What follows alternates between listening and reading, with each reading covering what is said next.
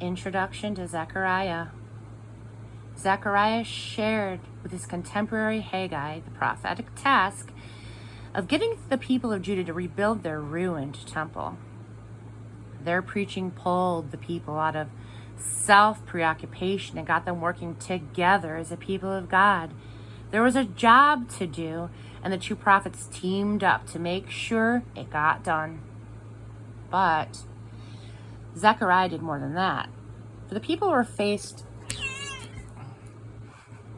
with more than a ruined temple and city. Their self-identity as the people of God was in ruins. For a century, they'd been knocked around by the world powers, kicked and mocked, used and abused. This once proud people, their glorious, sacred history starred with the names of Abraham, Moses, Samuel, David, and Isaiah, had been treated with contempt for so long that they were in danger of losing all connection with that past, losing their magnificent identity as God's people. Zechariah was a major factor in recovering the magnificence from the ruins of a degrading exile. Zechariah reinvigorated their imaginations with his visions and messages. The visions provided images of a sovereign God that worked their way into the lives of the people, countering the long ordeal of debasement and ridicule. The messages forged a fresh vocabulary that gave energy and credibility to the long-term purposes of God being worked out in their lives. But that isn't the end of it. Zechariah's enigmatic visions, working at multiple levels, and his poetically charged messages are at work still, like time capsules in the lives of God's people, continuing to release insight and hope and clarity for the people whom God is using to work out his purposes in a world that has no language for God and the purposes of God. This is from Zechariah's family were priests, but the priests could do their work only in Jerusalem, and he was born in Babylon. As a boy, he joined the first wave of exiles who returned to rebuild Jerusalem. They quickly set up an altar for sacrifice, but after 18 years, it still stood in the open air because the returnees hadn't gotten around to building the temple. Finally, Zechariah and Haggai spoke up. Who's this to?